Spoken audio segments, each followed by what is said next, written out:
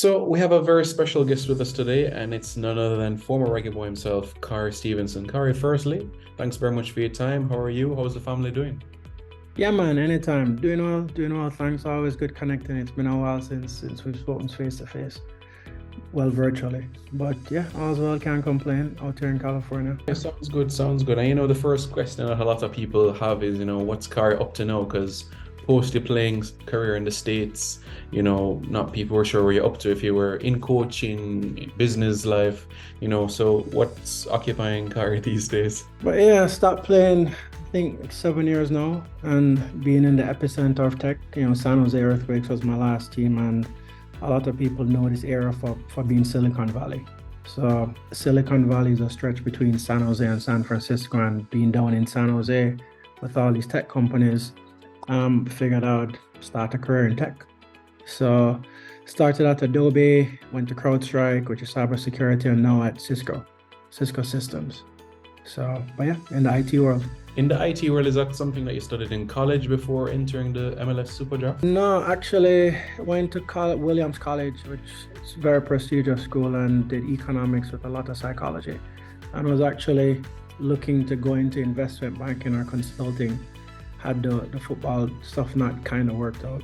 Okay, and let's start from the early beginning, growing up on the island. Would you say, football was the first love? You had other sporting disciplines that you played growing up as well, or you had other interests as well outside of sports growing up? Well, football was first love. I remember quite vividly when I was about 3 or 4, my brother came home and he was playing with a ball in the garage, and I was trying to get the ball from him and couldn't. So after that, I'm like, I think I want to play the sport. And, my dad played, my granddad played. Both of them kind of played for Jamaica, 1 or 2 games, but they still played. And I kind of always had a love for the game. So ever since 4 years old, I guess I was playing and I enjoyed it. How much of an influence was your dad in that respect? We know about his work especially in administration, but would you say he was a key reason, or it wasn't really like a forced thing, it was just what you grew to love in a sense? I think a little bit of both. I don't think I was ever felt like I was forced, that it was something that I had to do. Dad would go play on Sundays. He'd play Masters League. Sometimes we'd go and play with him, and I just always enjoyed playing. It's I don't want to say it was really an escape, but something I truly enjoy doing. So playing with friends, playing with my neighbors, playing at school, like always loved it. Very nice. And what was the life like at Real Mona, learning the fundamentals of the sport and growing in it? Well, it started at Mona Prep, and for those who would know, Mona Prep, I think my grade 6 was maybe the last time I won, I don't know, 13 years in a row of winning the Alberta Cup or something like that. Won the Henriquez Cup a couple times. Like I didn't learn to lose at Mona Prep. I lost like 2 times in 3 years. So coach was Junior Bryan, and I don't know, I think he was great at developing 9, 10, 11-year-olds. And we had a good team, a good understanding of the game. And yeah, I enjoyed it. I mean, obviously ups and downs as a child, but it was fun. It was fun. And transitioning, of course, playing from, in prep school, going into high school. Tell me about the experiences that you had, playing high school football in Jamaica, schoolboy football. And I'm sure you'd probably see clips here and there about schoolboy football today. Your thoughts about that as well? Yeah, so ended up going to Wolmer's. Won Pepsi my first farm, which was great. And I think we won first and second farm. So good group of guys, and some of the guys I played with in prep school, some against Lexi Figueroa and Justin Anderson, and some of the guys from Lannemans and Wilmers, the Raman Bells. And but yeah, good experience. And I don't get to watch as much as I used to, but every now and again I'll see a clip pop up here and there, and obviously with social media there are just some things that you can't miss. And I see there are a couple of names, some guys getting chances to go play in England and in Europe, which I think would be a great opportunity for them. Yeah. Khari, there's always a conversation about the better route. Is it college and then eventually MLS or USL, or or Europe, so is it that, you can't compare everyone the same way because everybody different paths in life? Like you started, went to college in the States, eventually got into Major League Soccer. Some end up going overseas to Europe. Your thoughts about that process of So play? I think it's a different strokes for different folks, and you could be the most talented kid in the world. You just might not get the right break or the right opportunity. For some, they don't go the school route and it works out. Some go the school route and it works out. So there's no real science to it. However, some may argue the earlier you get into a professional atmosphere is the faster you get weeded out.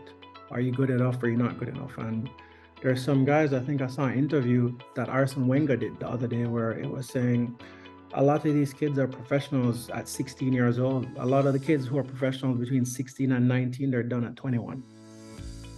Right. So there's an argument for not starting your career as early because you may actually go longer.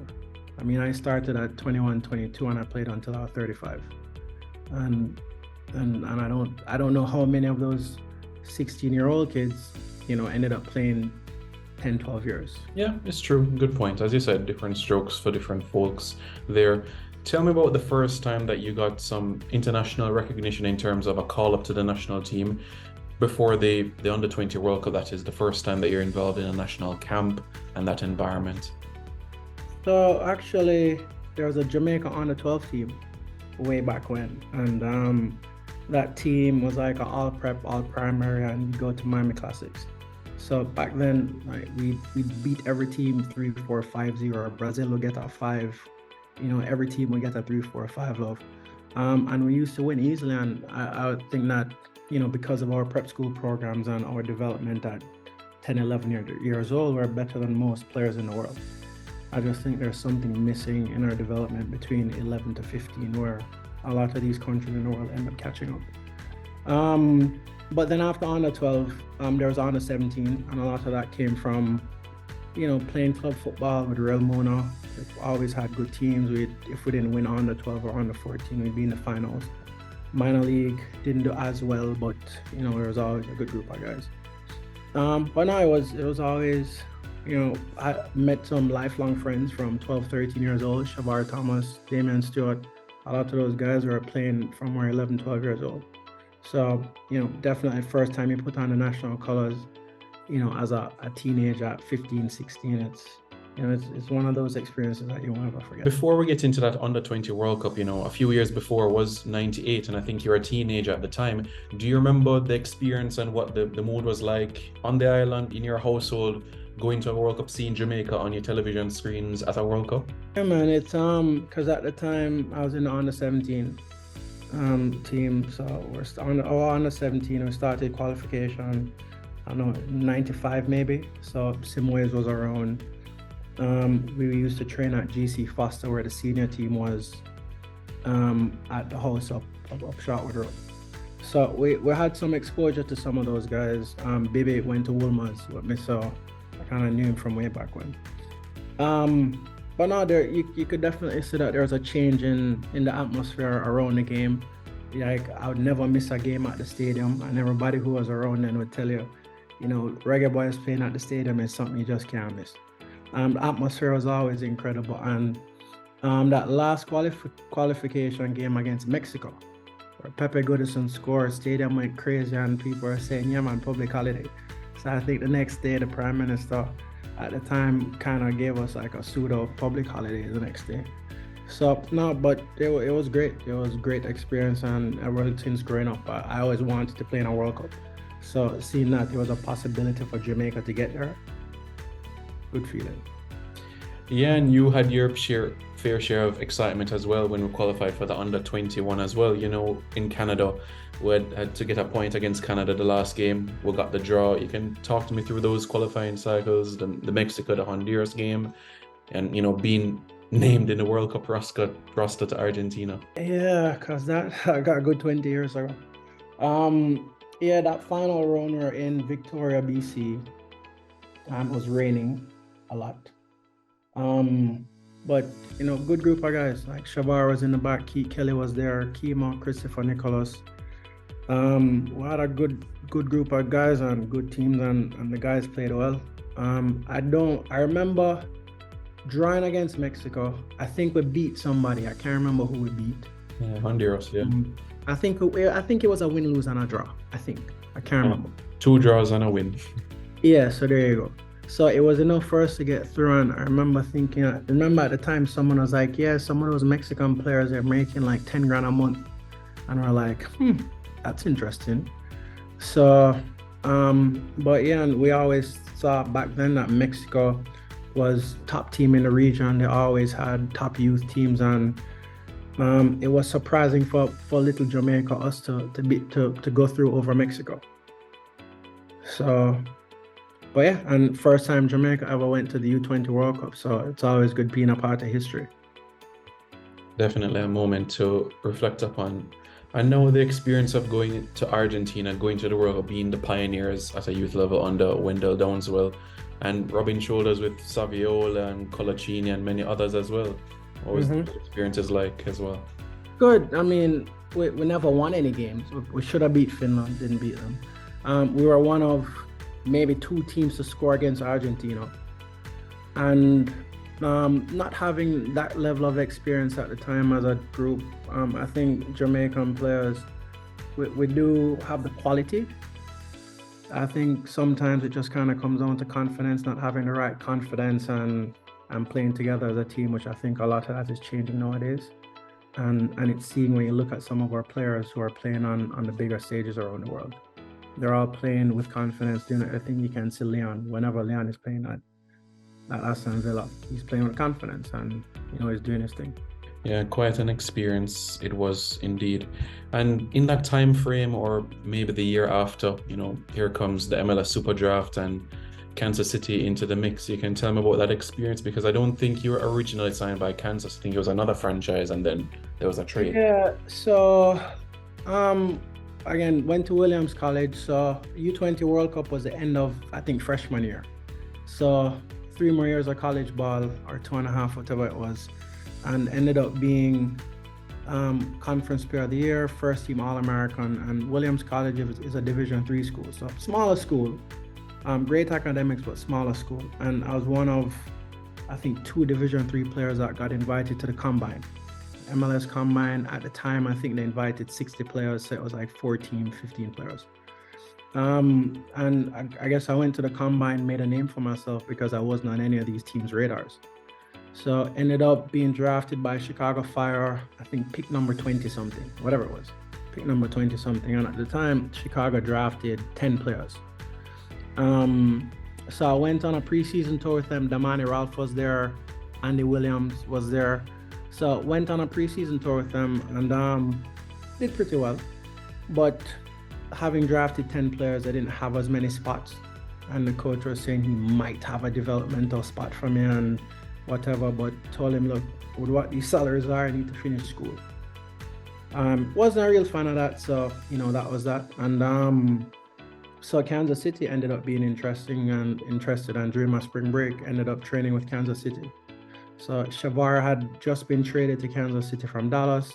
Wally Harris was there at the time. Went, made a good showing, and they offered me a developmental contract. And I told them, well, I need to go back to finish school. It was no problem for them. And it actually felt like I'd get a chance. Even though I was on a developmental contract, I was not from a big D1 school, they actually looked like they wanted to give me a chance.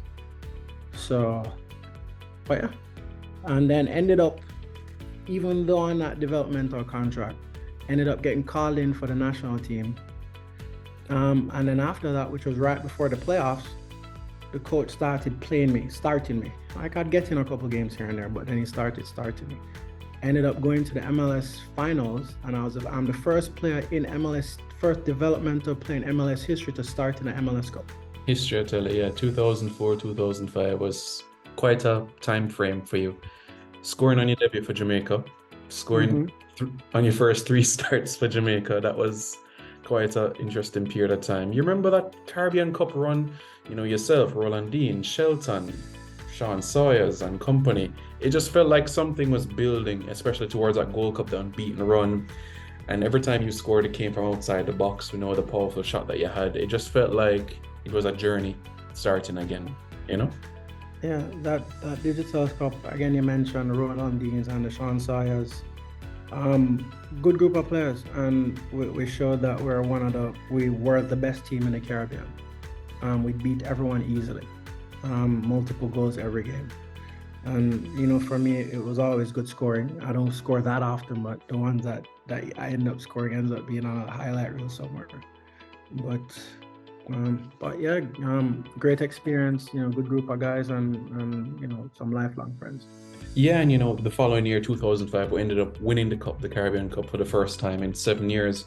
Would you say that journey opened the door for you to go to Europe, or it was other opportunities that led you to make the transition to Europe?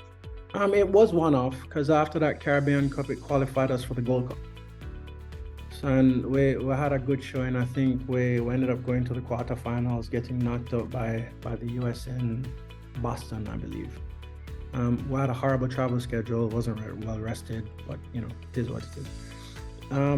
But it was some highlights from those Gold Cup games that actually got me an opportunity in Europe.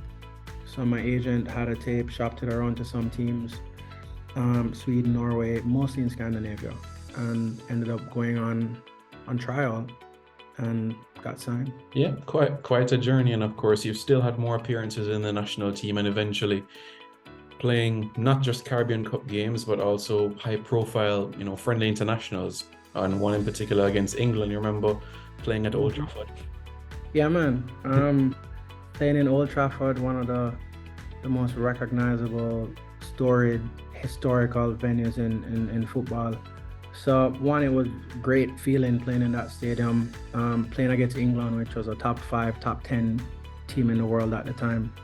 And to be fair, we had a good showing. The scoreline wasn't a true representation of the game. We should have definitely had a couple goals. Like maybe we should have lost like 4-2 or something like that, or maybe like a 3-1 or 3-2. But the scoreline wasn't a true representation of the game, and we gave a good showing. England just kind of showed, well, if you make a mistake, we'll score. If you look at the stats, we probably had more shots than they did in the first half. So possession was kind of even, but yeah, they scored the chances and we of that nature. You spoke about some time in Scandinavia as well, and you got the privilege to actually play with some Jamaicans as well. Demar Phillips won the Norwegian Cup with him as well. Do you remember the time where it was yourself, Rudolph Austin, Jason Morrison around Norway, what it was like in Scandinavia? So what was it? It was, I think, me, Fabian Dawkins and Tearfor Bennett were the first Jamaicans to kind of go over to Sweden. Well, there were some before, some who played in 2nd or 3rd division in Sweden, but Tearfor and I, we were the first two to sign in the Swedish Allsvenskan, which is a Premier League in Sweden. And then because of how well we did, then they opened the gates and started bringing in more Jamaicans. So Luton ended up coming, did great. Helsingborg signed him, playing with Henrik Larsson, and then he ended up going over to England. A couple of years later, ended up going to Norway, and then first Jamaican to sign in Norway. Luton was the first to play. And then they brought over, Austin came over, did really well. Demar Phillips came in, he was in England at the time, came over, he was doing well. And right as I was leaving, they brought in Jason Morrison, and Jason was doing a great job. And then he had some injury issues, and that was that. But yeah. Yeah, interesting. Did you ever had any feedback or, your agent speak to you about potential opportunities in England or anywhere in the UK at all? So there were, when I was playing at AIK in Sweden, AIK has the largest fan base in Sweden. They play in the national arena. Some teams came, like Fulham came and scouted a couple times, ended up coming, 3, 4, 5 times. And then that final game where it's the make or break, I had a decent game, not good enough, but not a bad game, but a decent game. So there were teams who came and scouted, but then with a work permit at the time, I would have gotten a work permit, no problem. But then a year or two later, you know, they stopped calling me for the national team for whatever reason, and it wouldn't have been, I wouldn't have qualified for a work permit. So yeah, had things that worked out at that point in time, we probably would have been having a different conversation. But no, you know. I understand what you mean, different decisions in life. And then, of course, the opportunity came to go back to the States. Is that something that you always thought about in the back of your brain, to come back to the States to play, or just the chips fell where they were and another opportunity presented itself? It was more another opportunity created.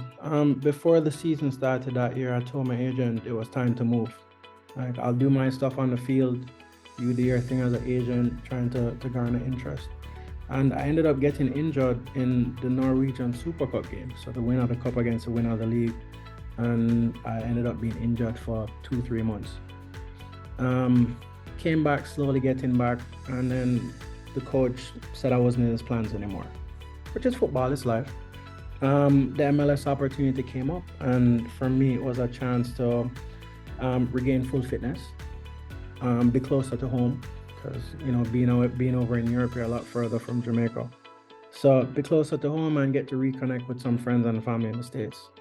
So figured it wouldn't be a bad idea. I'd only be gone for 4 months because it was a loan opportunity at first. So ended up going on loan. The Earthquakes at the time weren't doing well. They were close to the bottom of the table. And we ended up winning most of the games and ended up making it to the playoffs, actually losing in the conference finals. So, with that, it was great experience. Ryan Johnson from Jamaica was on the team. So it was good reconnecting with him, and we did some good things as a team. And my plan was to go back to Norway, finish my year, the year I had left on my contract. But I don't know, football, politics, things happen how things happen, and ended up coming back to MLS, signing for a couple more years. Yeah, it seems like everywhere you went, you always, like, some Jamaicans follow you, or you end up, meeting with some. You mentioned Ryan Johnson, but eventually Simon Dawkins played for Jamaica as well. What was the first impressions when you first saw him? A player coming from England, Tottenham, big club, into the States. So Simon, that year I re-signed with San Jose when I came here full time. We were training in England at Tottenham's training facilities. And Simon came and trained with us.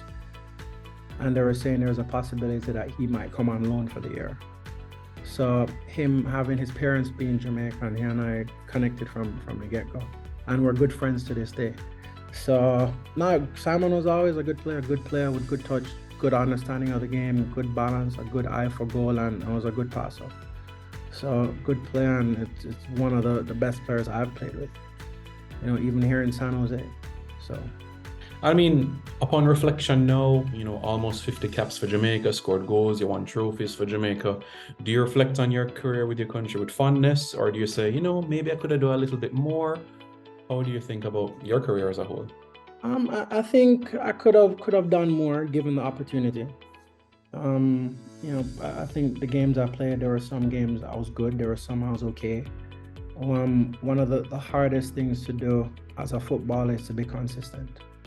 And anyone who really follows the game can attest to that, because you look at Ronaldo and Messi, they've been consistent for a good 15-20 years.